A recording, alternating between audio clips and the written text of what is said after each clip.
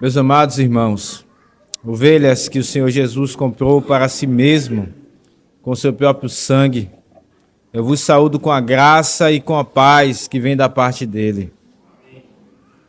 Amém. Amados, abramos as nossas Bíblias na carta de Paulo aos Gálatas, capítulo 6. Nós acabamos de expor a carta de Paulo aos Filipenses. Fomos muito abençoados na exposição desta carta. E então, faremos hoje algo que não é nosso costume fazer. Pregar um tema que está nesse texto de Gálatas 6, 1 a 5. Ainda que faremos de forma diferente, como sou um pregador expositor, eu não consigo fugir do texto, então nós iremos expor de forma mais resumida esse texto de Gálatas 1 a 5, veremos aqui o que ele ensina, e depois gastaremos um tempo maior do que o de costume para aplicar princípios que aqui temos nesse texto a como lidar com as crianças no culto. E não apenas os pais devem ouvir, mas aqueles que também não têm filhos pequenos. Essa pregação é para toda a igreja.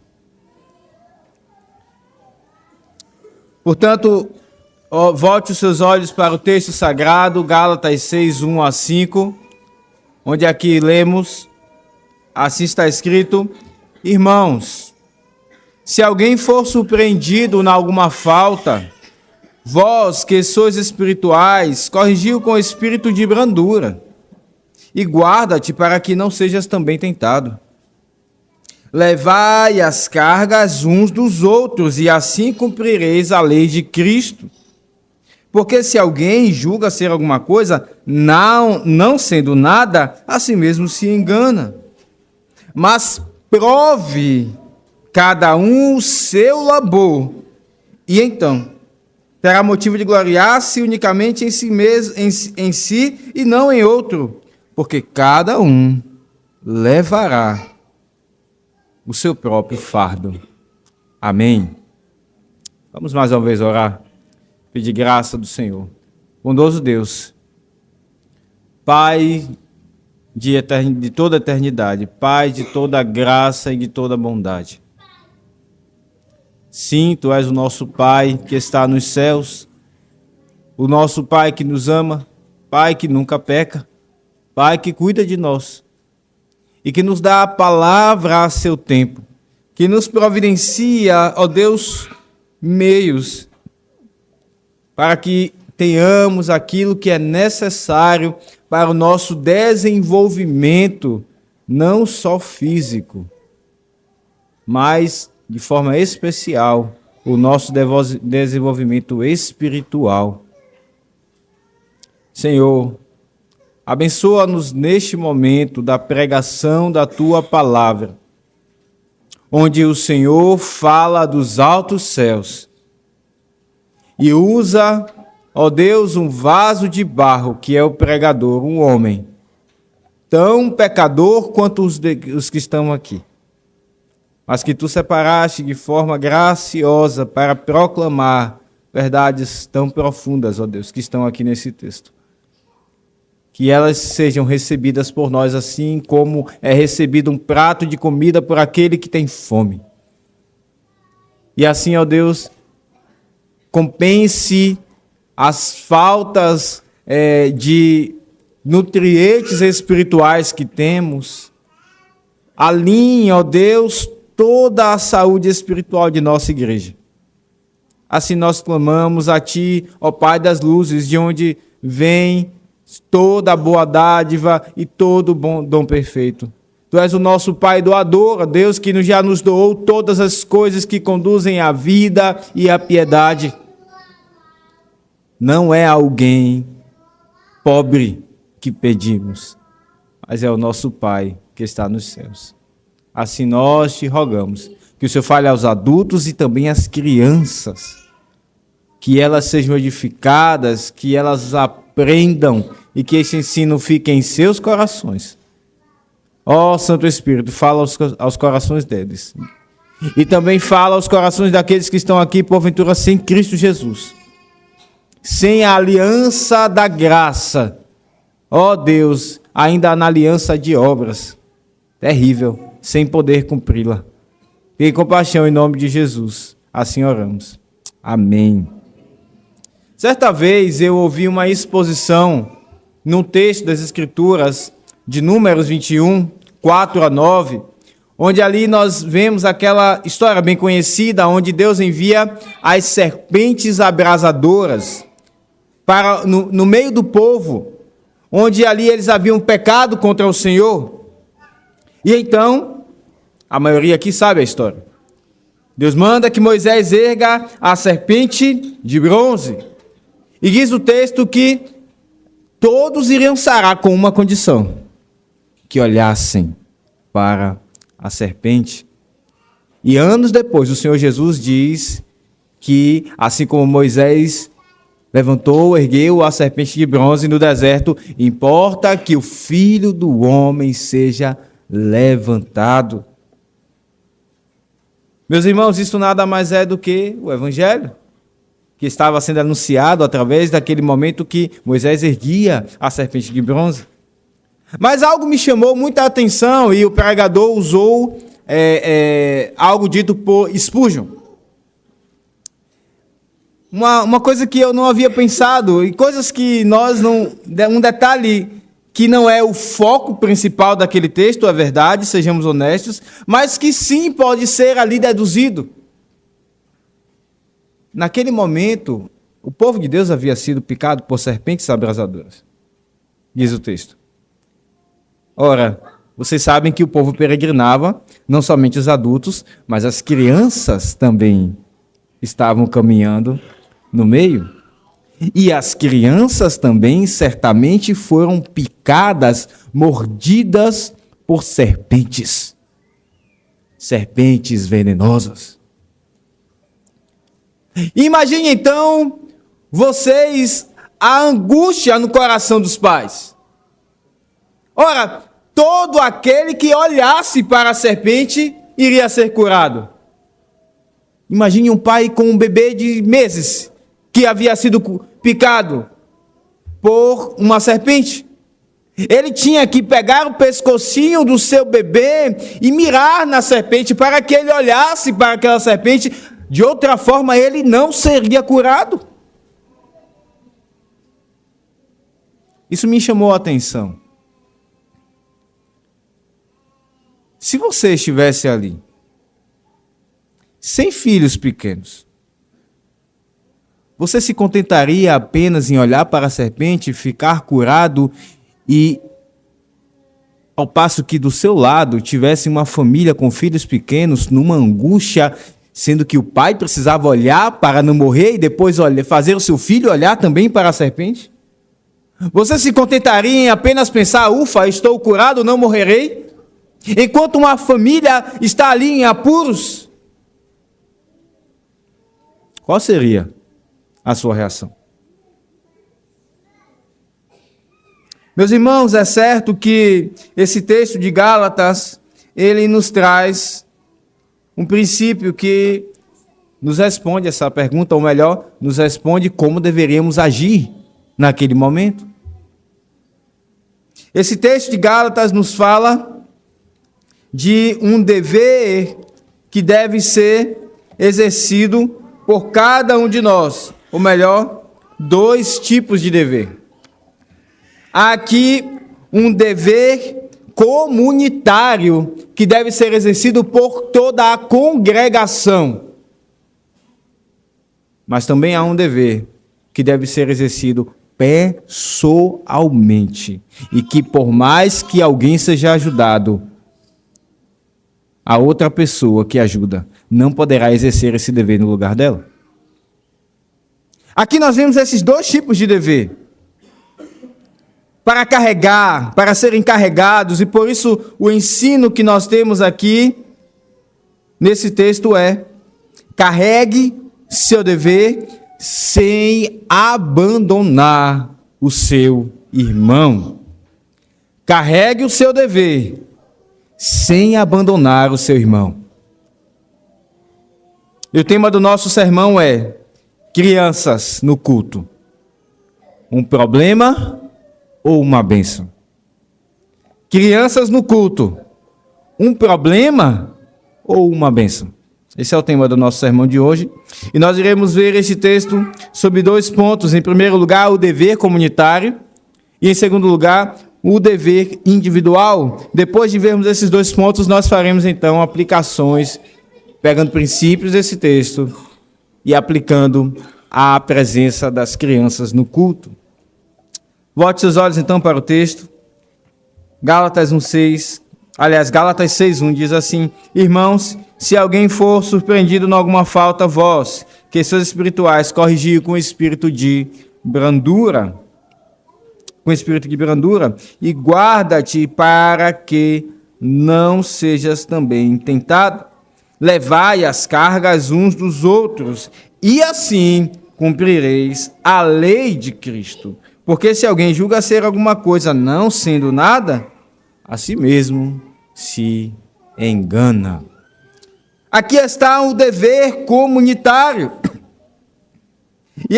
E nós começamos a vê-lo, que nós devemos exercê-lo aperfeiçoando os que se encontram em falta. Veja, Paulo diz aqui: irmãos, se alguém for surpreendido em alguma falta. Paulo está exercendo, meus irmãos, aqui o amor que ele acabara de falar, de mencionar em Gálatas 5. Vocês conhecem o texto, muito conhecido. Gálatas 5, 22 até o verso de número 26. Paulo está falando do fruto do Espírito e depois do 26 ele faz aqui um arrazoado. Do 25 ao 26 ele faz um arrazoado e diz: se vivemos no Espírito, andemos também no Espírito. E não nos deixemos possuir de vanglória, provocando uns aos outros também, tendo inveja uns dos outros. E Paulo, então, aqui, ele termina essa lista, aliás, ele começa essa lista do fruto do Espírito com o amor. E como ele começa falando com os Gálatas, uma igreja difícil, onde estava perigando fugir do verdadeiro evangelho, ele diz: irmãos, Paulo acabara de ensinar acerca do amor, e agora ele está exercendo o amor. Irmãos, demonstrando a sua afeição para com ele.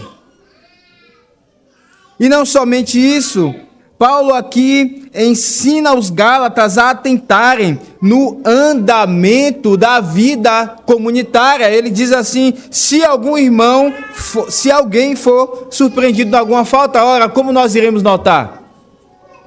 Como você irá colocar em prática esta ordem, se você não nota no caminhar do seu irmão, em como as coisas estão acontecendo no meio da igreja? Como você irá notar quem foi surpreendido em alguma falta? Então Paulo está nos levando a reparar, a atentar no andamento e a viver a vida comum da igreja. Irmãos, se alguém for surpreendido em alguma falta, então vocês que são espirituais, corrija. Falta aqui pode ser tanto algo mais sério, quanto algo menos sério. Todo pecado é sério aos olhos de Deus. A transgressão é que está sendo mencionada, mas há coisas menos sérias e coisas mais sérias, menos graves e mais graves. Enfim, o texto é amplo, ele é geral, e essa ideia, de fato, nós precisamos notar todo tipo de andar dos nossos irmãos. Mas veja, isso não é para que nós façamos como Cristo diz lá no seu Sermão do Monte, julgando uns aos outros, medindo cada milímetro do passo dos nossos irmãos, pesando cada miligrama de suas palavras e com um binóculo procurando os seus erros para que então, como juízes terríveis, digamos, peguei você no pecado. Não, de forma alguma. Veja como Paulo diz, irmão, se alguém for surpreendido em alguma falta, vós que sois espirituais.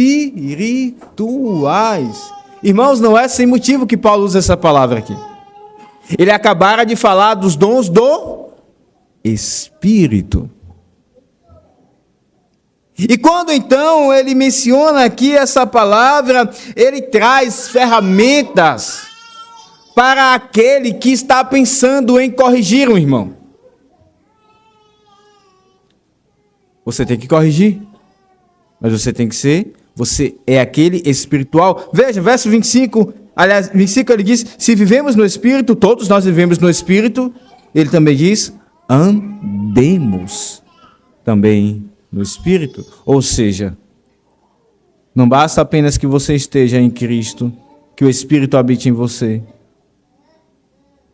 Você tem que viver, você tem que andar, praticar esse fruto do Espírito.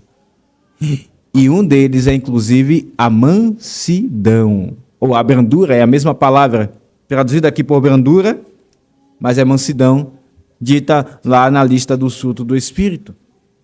Um deles é a mansidão, ou seja, se você está indo corrigir alguém, que seja alguém que vive no Espírito e anda no Espírito, manso. Veja como Paulo está sendo sábio aqui, o Espírito Santo está nos dirigindo. E ele então traz ferramentas para análise daquele que vê algo e pensa em exortar o seu irmão. Como é curioso essa dinâmica de tratar-nos no meio do povo de Deus. Veja, quando alguém pensa em corrigir alguém, antes de ir corrigir o outro, é preciso corrigir a mim mesmo. É preciso analisar a mim mesmo. Qual é a intenção do meu coração? E Paulo então diz, vocês que são espirituais, corrijam. A ideia aqui é aperfeiçoar. A ideia aqui é corrigir, é calibrar. Aqueles que trabalham em laboratórios sabem como isso funciona. Existe um processo, um método para calibrar um instrumento. Aquele instrumento que, como por exemplo uma balança, está medindo errado o peso. Ele serve para medir, mas ele precisa ser calibrado. Então o técnico vai ali e calibra aquele instrumento. E ele passa e ele retorna para o seu uso comum, para aquilo que ele deve fazer. E ele pode ser mais uma vez usado. Essa é a ideia. Alguém foi surpreendido numa falta? Corrija, aperfeiçoe. Veja, Paulo está levando a mim e a você a analisar a nossa intenção. Não é uma intenção de destruir aquele que está em falta. Um técnico que vai calibrar um instrumento, ele não inutiliza esse instrumento. Ele calibra para que seja usado novamente. Portanto, então, não é para destruir o irmão, é para calibrá-lo, por assim dizer, espiritualmente, aperfeiçoá-lo, para que ele retorne para o caminho que ele deve andar, a retidão.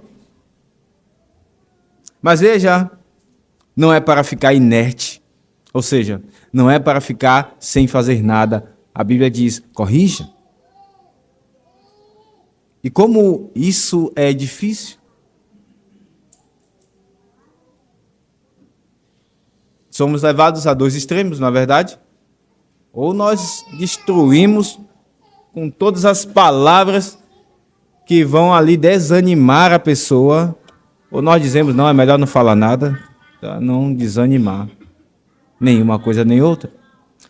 Corrija.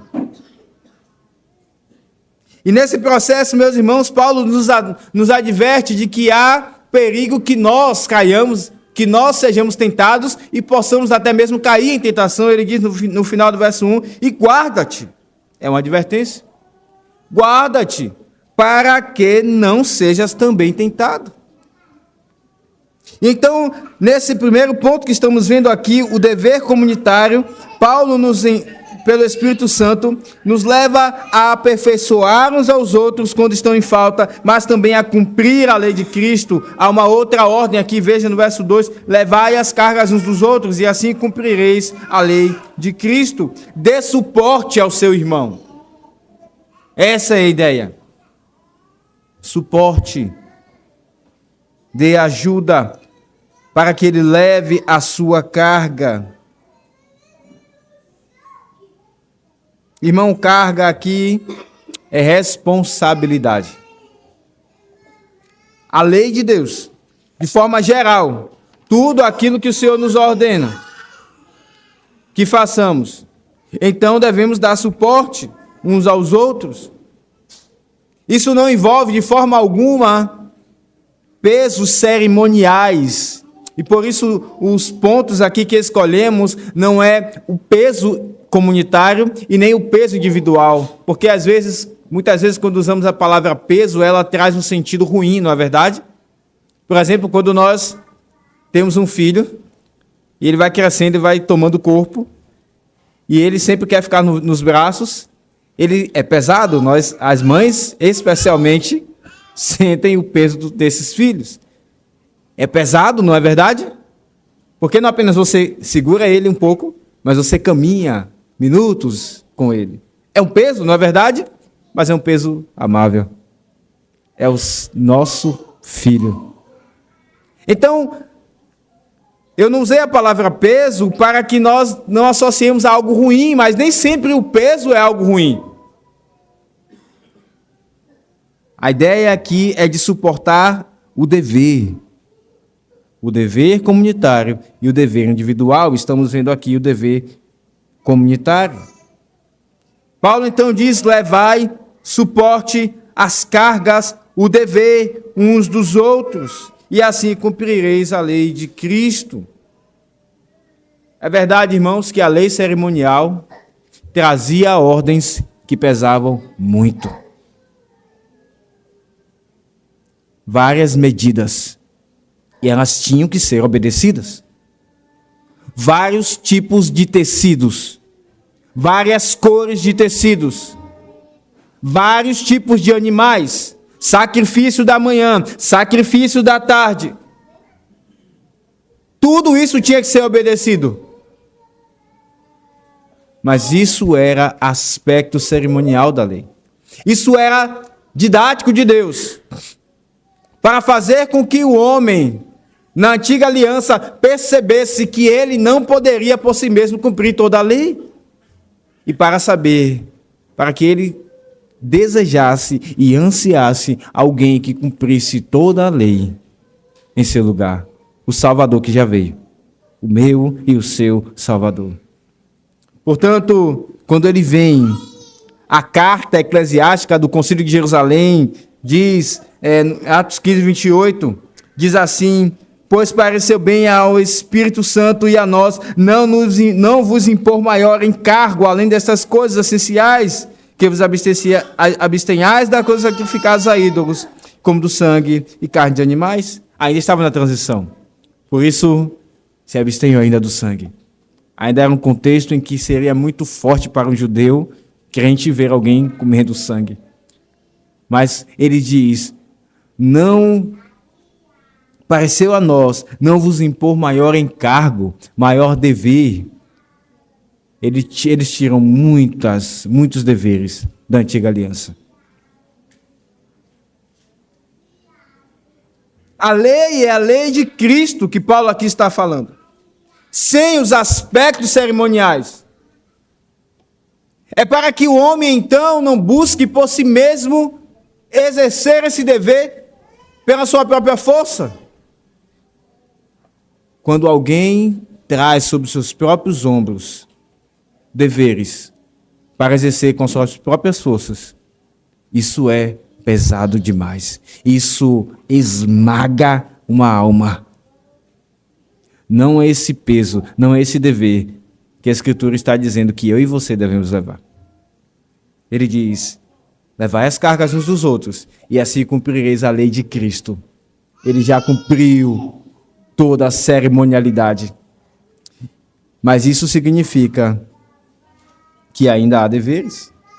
Jesus nos libertou, meus irmãos, desses pesos cerimoniais.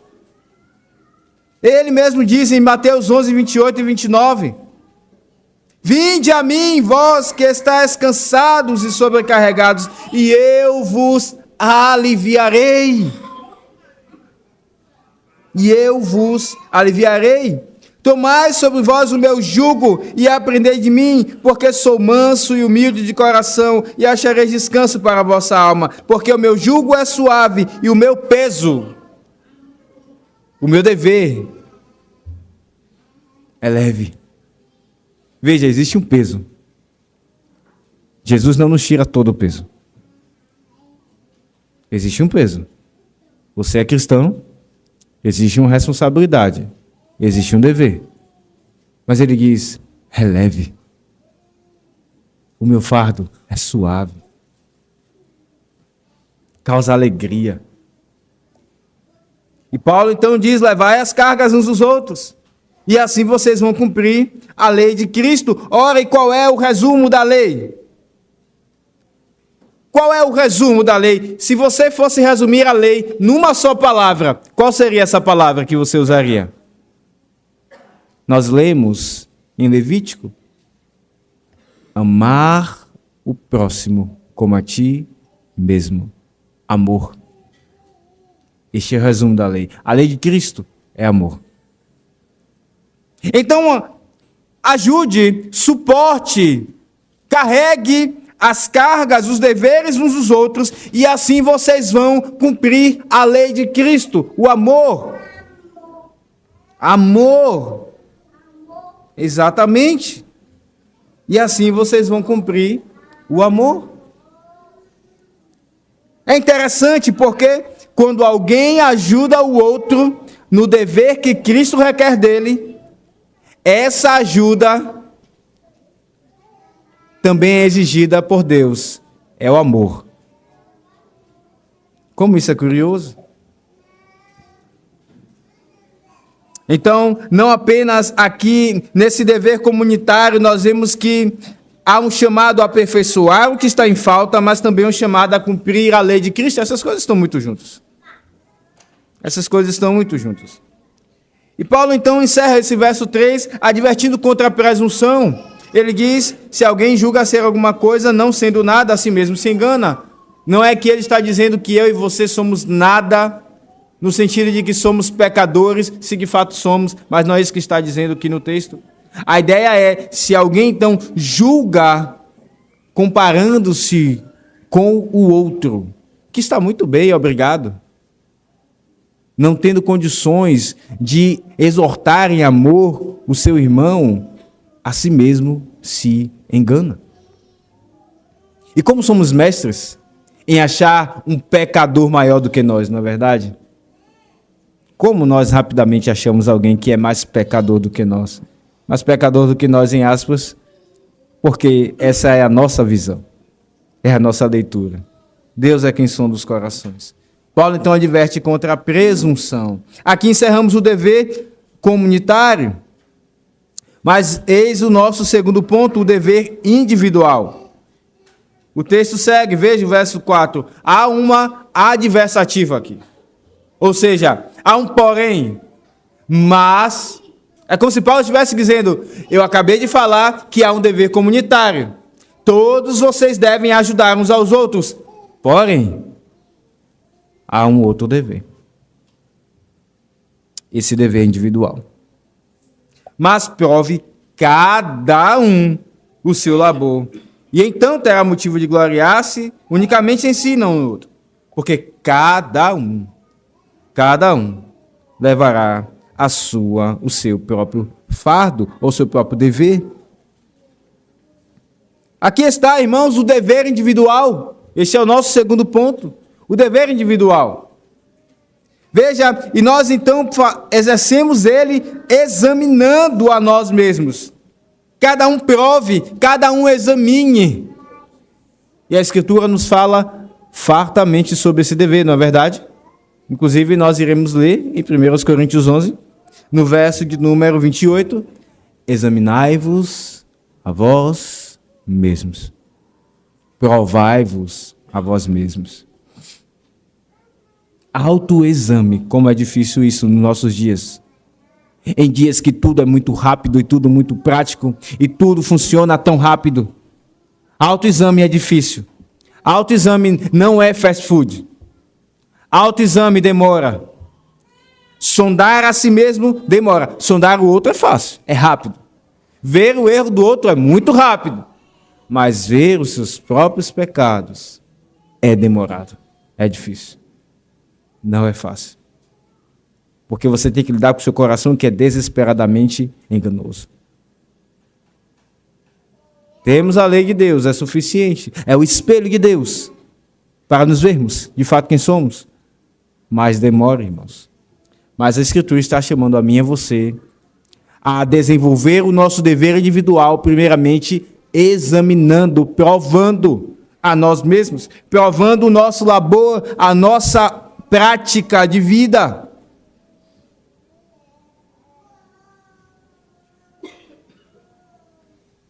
E ela nos chama não a comparar-nos uns com os outros. Porque, como disse, é fácil.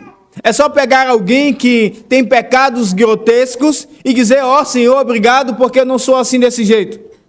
Você conhece essa história que Cristo contou?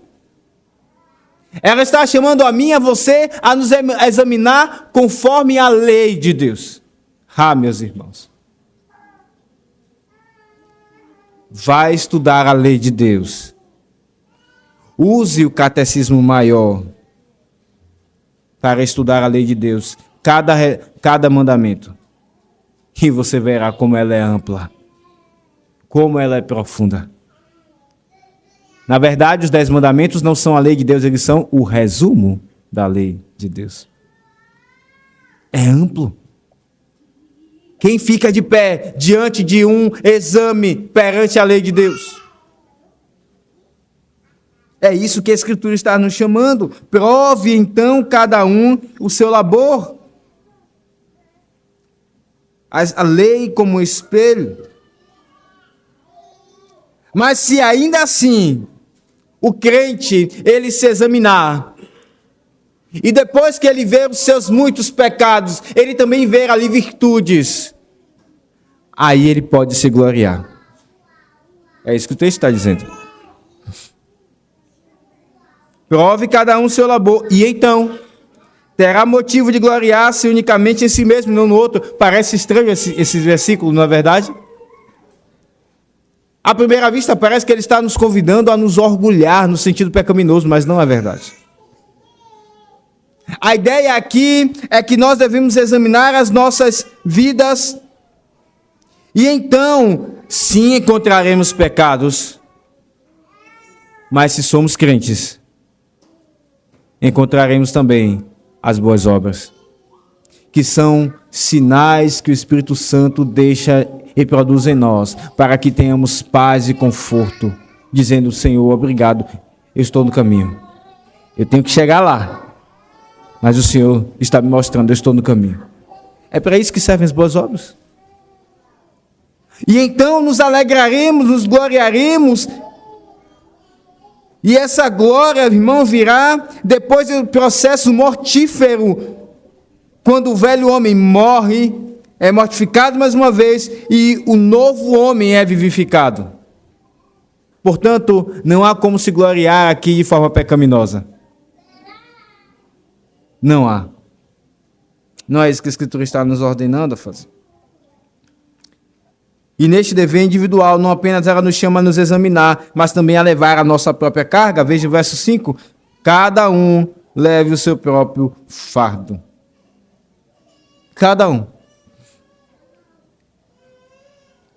Por vezes nós costumamos dizer que não estamos conseguindo obedecer por causa do pecado do outro.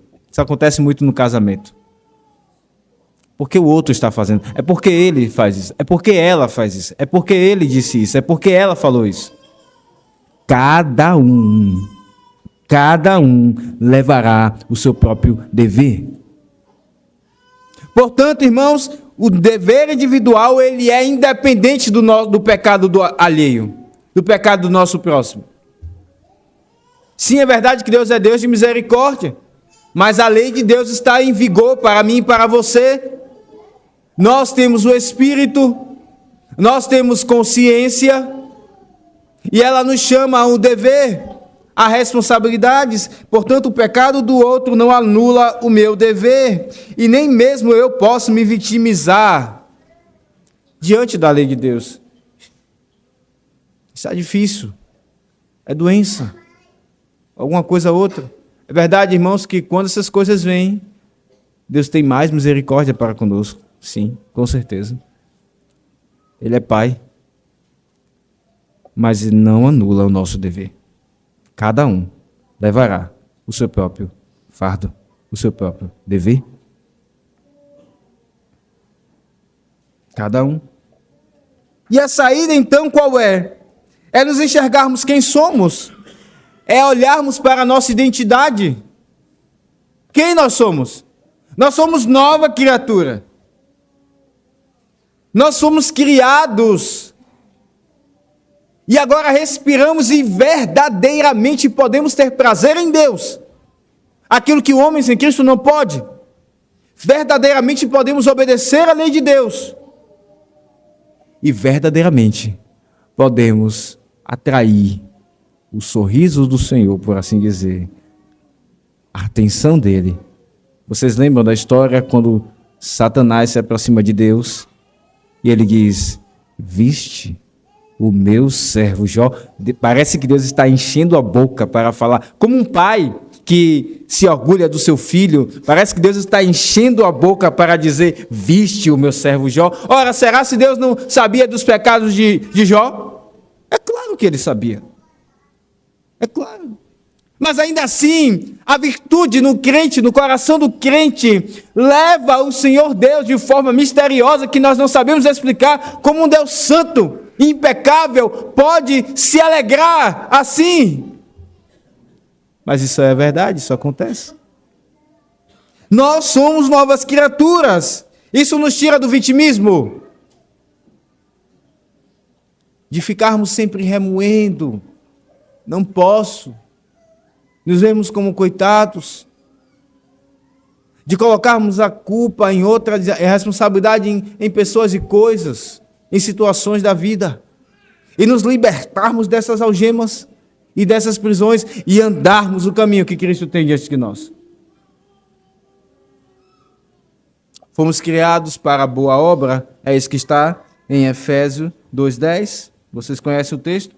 Pois somos feitura dele, criados em Cristo Jesus para boas obras, as quais Deus de antemão já preparou para que andássemos nelas. Pedro diz na sua segunda carta, no capítulo 1, verso 3, visto como pelo seu divino poder nos têm sido doados todas as coisas que conduzem à vida e à piedade. Diante dos nossos deveres individuais, nós precisamos olhar para quem somos. Em Cristo. E assim carregarmos o nosso dever, o nosso fardo, o nosso peso no bom sentido da palavra. A verdade, meus irmãos, é que o Senhor Jesus, Ele carregou sobre si um fardo, um peso. Abra sua Bíblia em João 19:17.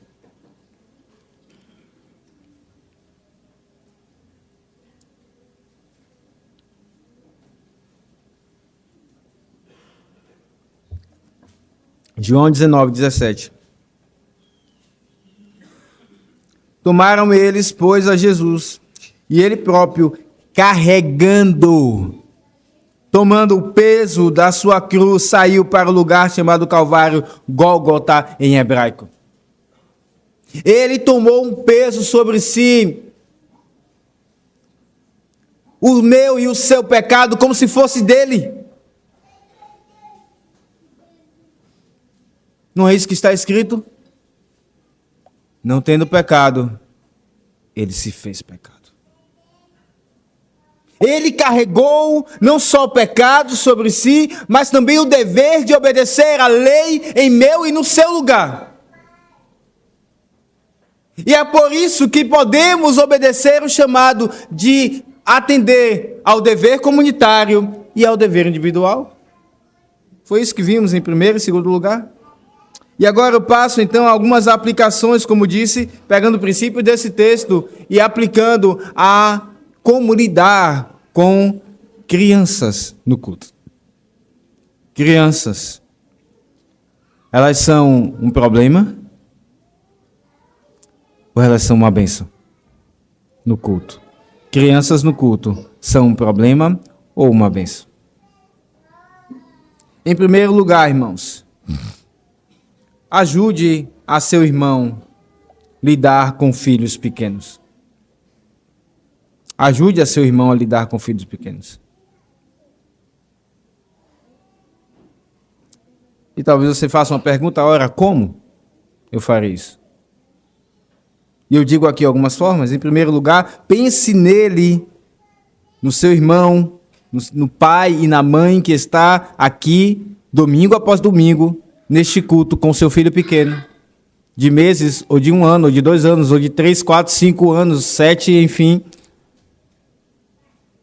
Pense nele e nela, não de forma egoísta, mas de forma amorosa. Lembre, Paulo diz, vós que sois espirituais, corrigir com espírito de brandura ou de mansidão. É um teste. No momento em que você se incomoda com o barulho de uma criança, Deus está testando o seu coração.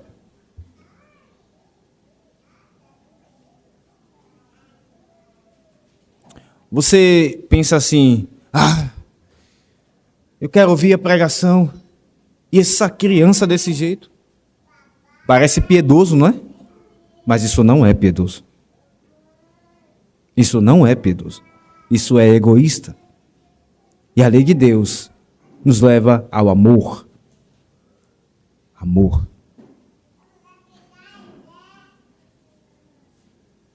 Pense de forma amorosa. Ora, o que Jesus faz com os pequenos? Abra sua Bíblia em Mateus 19. Que texto fantástico. Mateus 19, versos 13 a 15. Muito conhecido.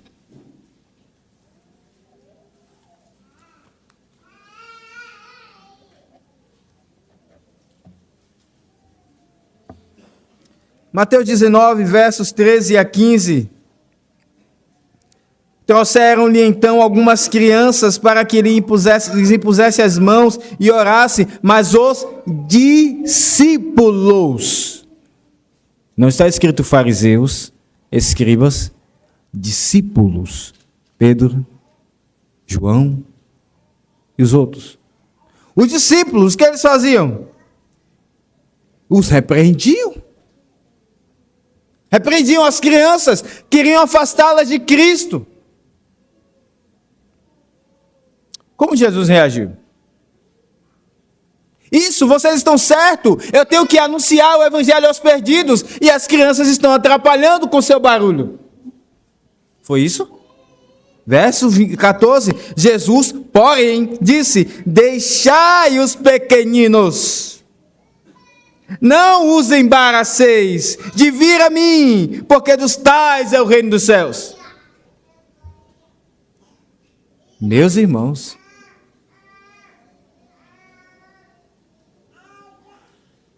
e tendo-lhes imposto as mãos, retirou-se dali. Não embarace. Jesus está dizendo, não atrapalhe as crianças. Elas têm que vir até mim.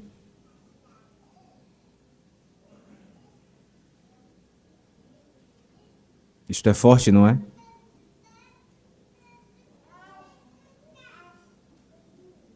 Mas talvez você diga, não, ele está falando das crianças que têm 7, 9 anos, 12 anos. Abra a sua Bíblia em Mateus, capítulo 2, verso 8. Mateus 2, 8.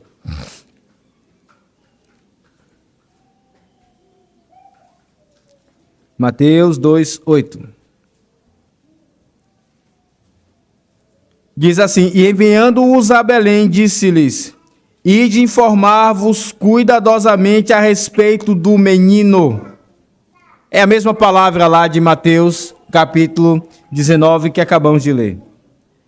Cuidadosamente a respeito do menino, e quando o tiverdes encontrado, avisai-me para que eu também, para eu também ir adorá-lo. Quem está falando aqui? Herodes. E de que menino ele está falando? De Jesus? Mas quantos anos Jesus tinha? Ele acabara de nascer. E Herodes diz, ele ouviu dizer, nasceu o rei dos judeus. E obviamente Herodes fica temendo perder o trono. Obviamente ele pensa, ora, quem vai herdar o meu trono é meu filho. Que coisa é essa de rei dos judeus? Vá ver o menino. E quando vocês encontrarem, me diga também para eu ir adorá-lo. Jesus acabou de nascer. 8 dias? 10, 12 dias? Não sei ao certo. 15, 20 dias? 30?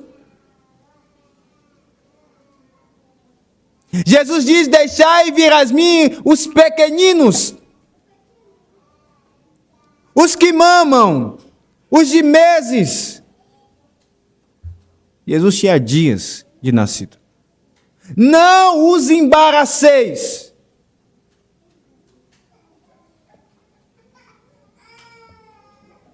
Meus irmãos, no fundo, aqueles que são contrários à presença dos pequeninos no culto, o que tem lá no fundo do coração deles é orgulho.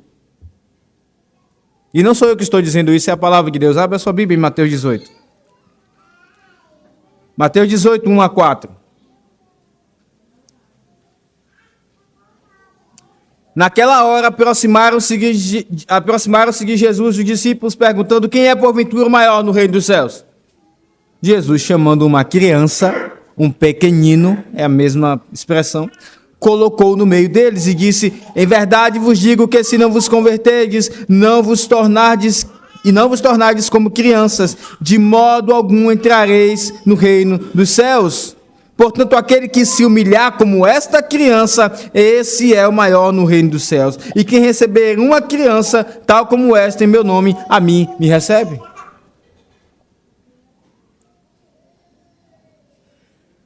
Aquele que olha para uma criança e diz, ela não tem que estar no culto, ela está atrapalhando o culto. Ele está olhando para ela e dizendo, eu sou maior do que ela. E Jesus está dizendo, se você não for menor como ela, você não vai entrar no reino dos céus.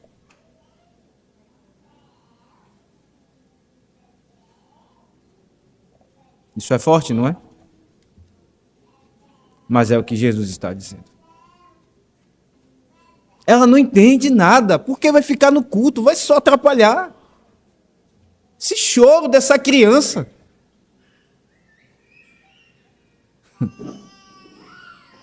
O Salvador está dizendo, não embarace os pequeninos.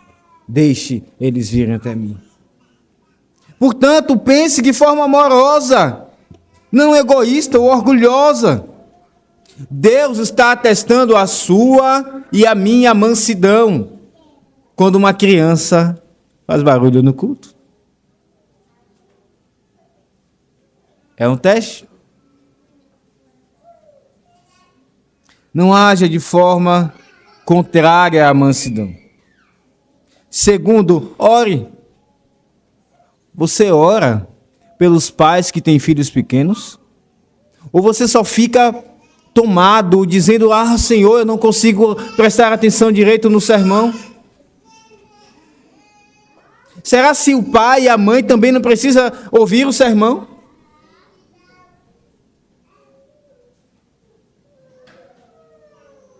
Você consegue olhar para um pai e para uma mãe que tem 1, 2, 3 filhos, naquele malabarismo, e dizer, Senhor, tem misericórdia, ajuda o meu irmão e a minha irmã?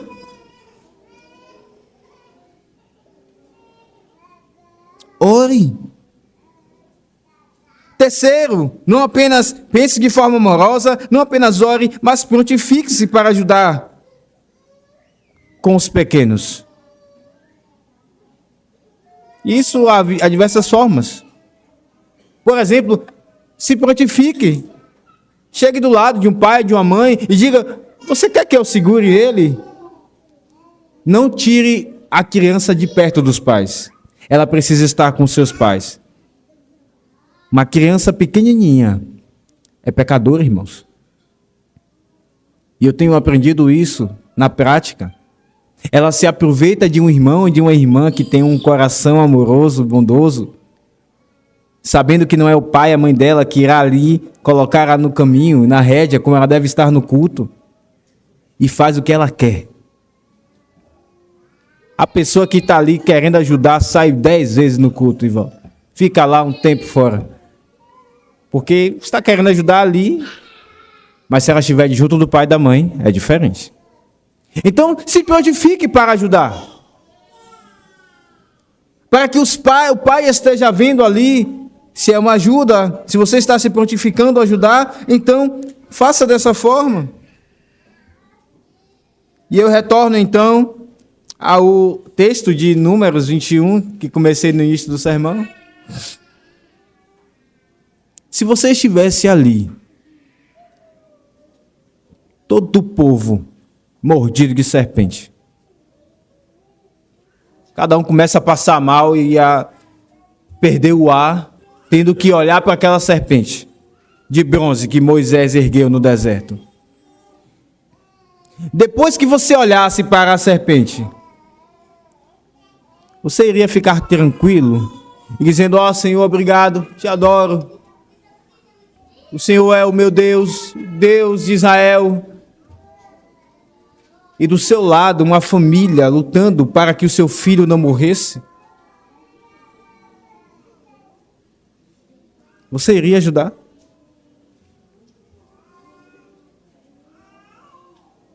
Prontifique-se para ajudar. Há um dever comunitário, irmãos. Nós lemos em Gálatas 6, levai as cargas uns dos outros, e assim cumprireis a lei de Cristo. Isso não é opcional. Isso é para todo cristão. Você é cristão? Pois então a palavra é para você. Prontifique-se para ajudar. Outra forma de ajudar: aborde o irmão de forma amorosa, com perguntas benignas. Pergunte: o que está acontecendo? Ele está com alguma dor, alguma doença? Tem alguma coisa que eu possa fazer? Pergunte, faça perguntas. Perguntas não ofendem se elas não são feitas de forma capciosa. Elas esclarecem. E às vezes os pais estão com vergonha. Eles estão com vergonha. E alguém pergunta, então dá abertura para a mãe ou o pai desabafar e falar o que está acontecendo. Aborde e faça de forma amorosa perguntas. E em último lugar, uma outra forma de ajudar: suporte. Suporte. Irmãos, nós temos um dever comunitário. Nós somos um só corpo, um só povo. Olhe para o seu redor. Nós estamos num local relativamente que não é grande.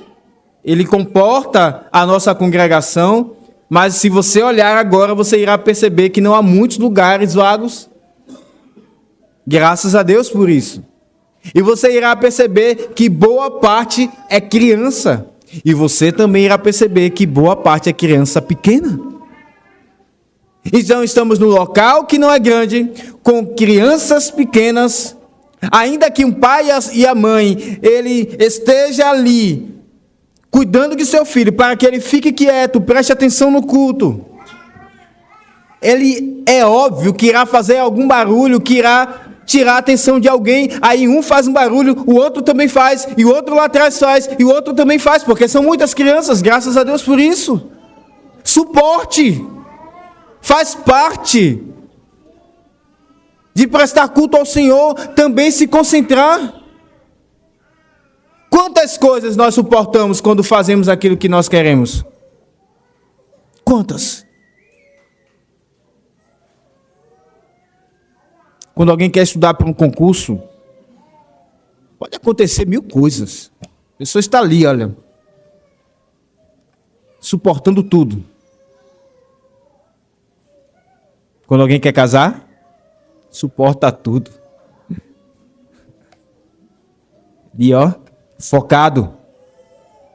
Nem lembra dos problemas que aconteceram. E quando vamos adorar a Deus? Suportamos? Em amor, levando as cargas uns dos outros? Quanto você suporta? Quanto? Irmãos, vivemos dias difíceis. Parece estranho ter crianças no culto. Parece novidade ter crianças no culto, mas é exatamente o oposto. O oposto. Crianças fora do culto é uma novidade maligna. Diga-se de passagem. E que destrói famílias, e desencaminham filhos, e causam danos terríveis. Nós somos uma igreja que tem muitas crianças e muitos filhos, e eles estão aqui no culto. Pense no seu irmão, que Deus está dando a oportunidade para ele, que o seu filhinho e a sua filhinha ouça o Evangelho, e não se perca. Carregue junto com seu irmão essa carga. Dê graças a Deus por termos crianças no culto. Os pais aqui, que têm filhos que não estão no Evangelho, sabem como é doloroso ter um filho sem Cristo. Olhe para essas crianças e veja elas lá na frente, no caminho do Senhor. Suporte. Isso não é coisa pequena, irmãos. É a salvação de uma alma. O quanto isso é caro para você. Ajude ao seu irmão a lidar com filhos pequenos. Leve a carga desse dever que ele tem de ter os filhos no culto. Leve junto com ele. Terceiro, crianças. Crianças, preste atenção. Vocês também têm uma carga para levar. Vocês também têm um dever. Não pensem que vocês escapam. Cristo chamou vocês também para o culto. Cristo fala com vocês também. E vocês devem ter amor e reverência para com Ele. No culto. Não enganem seus pais dizendo que querem beber água e ir ao banheiro quando vocês não querem nada disso. Deus está vendo o coração de vocês. Não se aproveite dos irmãos que olham para vocês e dizem: olha que gracinha, que bonitinho, e tire a atenção deles no culto. Não façam isso. Se dedique. Vocês estão entendendo algumas coisas. Se dediquem. E eu falo agora em terceiro e último lugar, os pais. Pais, levem as suas cargas. Sim, temos um dever comunitário. Sim, cada um de nós deve se ajudar um ao outro e deve suportar um ao outro, levando o seu dever. Mas não há como, em ajuda, exercer o dever dos pais. Ajuda, o nome já diz, não é o próprio dever sendo exercido. Nós, eu e vocês, pais, nós somos chamados a levar as nossas próprias cargas e nossos deveres de pais, de pai e de mãe. É muito bom quando nossos filhos nascem e nós trazemos eles para serem batizados. Como é bondoso. Como o Senhor faz, Ele asperge a sua graça sobre nós, dizendo: eu amo também os seus filhos. Eu não amo apenas vocês. Eu amo também os seus filhos. Ah, Senhor, como é bom. Mas nós devemos lembrar, irmãos, que nós respondemos a perguntas, nós fazemos voto. Voto diante do Senhor.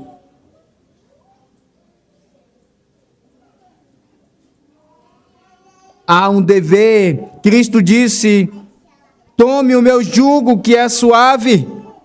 Mas ele tem um peso. E como pesa, não é verdade? Pai e mãe, ficar com o filho no culto até o final. Eu não estou falando do peso físico. Eu estou falando de toda a complexidade psicológica, de atenção, de malabarismo, inclusive quando tem mais outros filhos. Como é difícil. Conversas e conversas ao pé do ouvido. E coisas que já falamos antes. Mas é o nosso dever. Nós prometemos isso a Deus. E Ele está esperando que nós cumpramos. Portanto, pais, preste bem atenção, e eu falo especialmente aos pais homens, que não devem deixar os filhos com a esposa. Muitas vezes as mulheres ficam coitadas, em malabarismos com seus filhos nos braços, e o homem está ali, ouvindo o sermão. E a mulher não consegue absorver quase nada do sermão. Que amor é esse? Que sacrifício é esse? Maridos, amai a vossa mulher como Cristo amou a igreja e assim mesmo se entregou por ela. Morrendo, morte de cruz. Portanto, então, pais, e especialmente os homens, pais, vocês precisam levar seus filhos para serem disciplinados, verbal e ou fisicamente. Verbal e, quando for necessário, fisicamente. Tantas vezes quanto for necessário. Quando a voz do seu filhinho e da sua filhinha estiver competindo com a voz do pregador, acende-se um alarme. Você precisa sair. Você precisa sair. Vai lá fora. Conversa. E se não está obedecendo o comando, precisa usar a vara. A vara que afasta o nosso filho do inferno, diz Provérbios. E volta.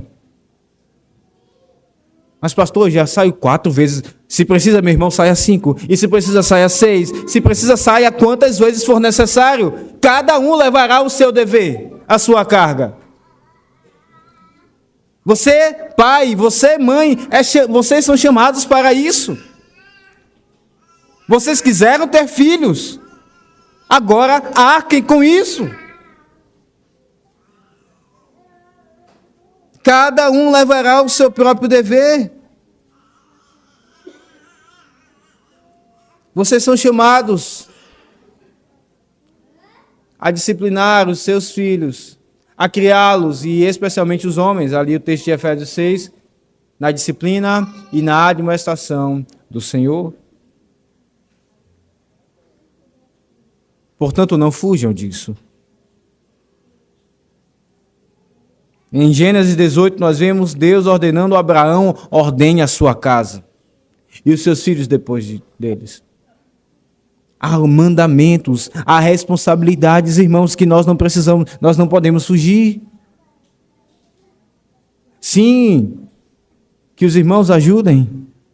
E se não estão ajudando, peça a Deus misericórdia e leve o seu dever. Leve, clamando por graça. Peça ajuda. Mas não deixe a carga. Não deixe o dever. Cada um levará o seu próprio dever.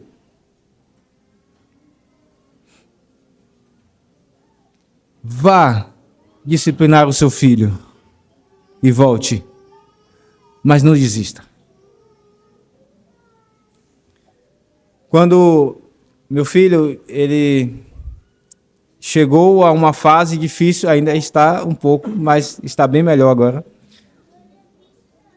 Mas houve uma fase em que ele estava muito difícil. E eu não posso dar o suporte para minha esposa quando estou pregando. É ela e ela sozinha. É a sua carga. É o seu dever. Deus te chama. E então era muito penoso. Porque precisava sair, e voltar, e disciplinar, e conversar. É desgastante. Mas um irmão chegou para minha esposa, e ela lembra disso até hoje, e disse: minha irmã, calma, é uma fase. Isso vai passar. E realmente, graças a Deus, nós colhemos o fruto da disciplina bíblica. Meu filho não é impecável. Mas hoje nós vemos que precisamos discipliná-lo muito menos vezes. Sair com ele do culto muito menos vezes. Graças a Deus por isso. E eu quero dizer a você, pai e mãe, não desista. Deus não criou um instrumento ineficaz. A disciplina bíblica é eficaz com a graça do Senhor. Não desista. Vá, discipline, ore, espere no Senhor. E quando menos você esperar, você irá ver seu filho obedecendo no culto, prestando atenção. Confie naquele que inventou este negócio de crianças no culto. Só pode dar certo com a graça de Deus. Confie nele. Ele é o seu Deus, ele é o seu baluarte, ele é a sua fortaleza. É uma fase, persevere. Saiam para disciplinar os seus filhos, mas voltem porque Deus está esperando vocês aqui. Não fique conversando lá fora, qualquer coisa. Não fique. Você está lá fora conversando enquanto Deus está falando aqui dentro? Você está escolhendo voluntariamente não ouvi-lo? É lamentável. Saia se é necessário, mas retorne. Porque o culto está acontecendo. Ele nos chama. Porque você precisa do evangelho. Você precisa olhar para a serpente que está sendo erguida do púlpito.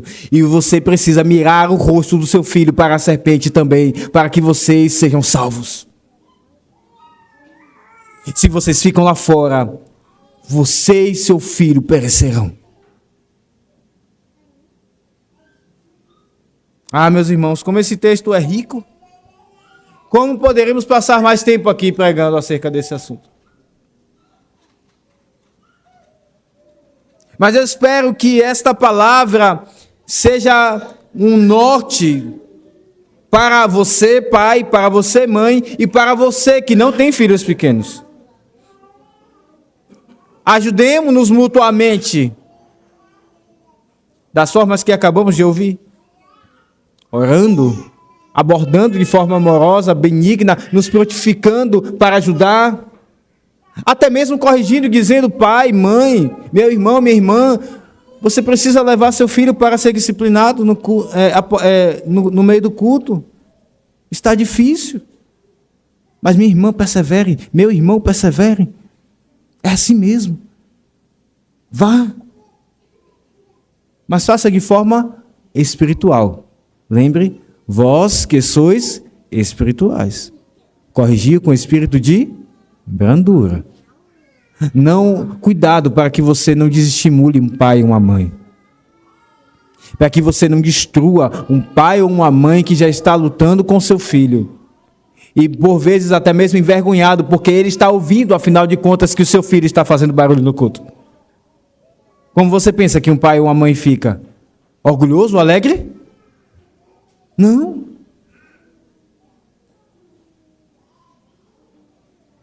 Suportemos uns aos outros, irmãos. mas também levemos as nossas próprias cargas, nosso próprio dever. Que o Senhor nos abençoe e nos instrua com esta palavra e que a nossa vida comunitária de fé seja mais leve, não porque deixamos os deveres que Deus nos dá, mas porque estamos de fato carregando o jugo de Cristo, que é suave, e o seu peso, que é leve. Não é um jugo que oprime a alma de um pai ou de uma mãe que quer viver pela sua própria força e lidar com seus filhos da sua própria força. Isso oprime e destrói a alma. Não é um jugo de um irmão ou de uma irmã que está olhando de cima. Um pai e uma mãe que está lidando com seus filhos e dizendo, vou resolver isso logo. Você está atrapalhando o culto. Isso oprime e destrói a alma. Jesus diz, o meu fardo é leve. Sentimos o dever nos ombros, mas sabemos que seremos felizes colocando em prática todas essas coisas. Colheremos os frutos com a graça do Senhor, vendo essas crianças, essa criançada toda, sendo a nova IPB Imundu, comungante, porque eles já são IPB Imundu, e dando seguimento a esta igreja. Que assim sigamos, irmãos. Em nome de Jesus. Amém. Vamos ficar de pé.